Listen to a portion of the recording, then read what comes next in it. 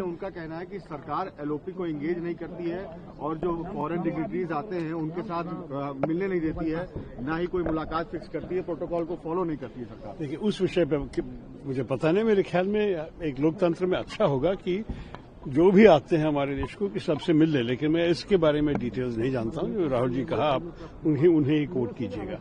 मैं सिर्फ ये कहूंगा, I think this is an important visit. I think for our country there is no doubt that there are very important bilateral relationships to be maintained with Russia, with China, with America, and we cannot accept a proposition that says that any one relationship has to be determined by the nature of another relationship. We should have the sovereign autonomy to actually decide the terms of our own engagement with each country.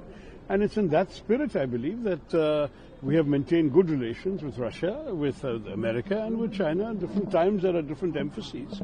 But I would say that my understanding is a lot of talks have already taken place at the expert level to work out some possible agreements that might be signed when President Putin is here. And that would be very valuable for us. I mean, we have a lot of issues, after all, with Russia. We've been a major importer of oil and gas from there, but that is coming down. But that's not the only element of our relationship. There are a number of other contributions. Defense cooperation has been very important.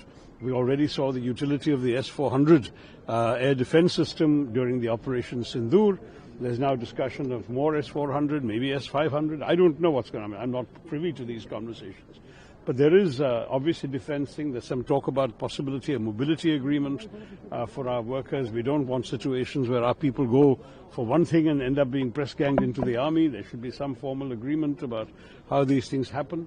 So I think there's no doubt that there is a lot to be discussed, and I'm convinced that our Prime Minister and President Putin will have very good conversations. So let's see what comes out. Some of the ambassadors, that government should respond to the claim made by the leader of opposition, Rahul Gandhi, that he is not allowed. That's above my pay grade. I think it's an important issue in a democracy.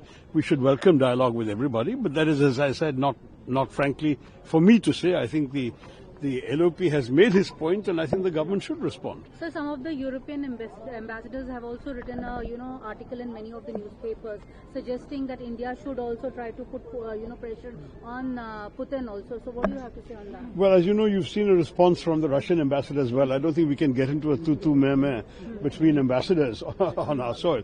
All I will say is that from India's point of view, we have always stood for peace in any conflict, whether it's Ukraine, whether it's Gaza, whatever it may be. We are a country that has, by and large, advocated peaceful resolution of disputes rather than military. And I think certainly, to the extent that we can contribute towards peace, I'm sure that the instinct of our country is going to be to do that. Thanks.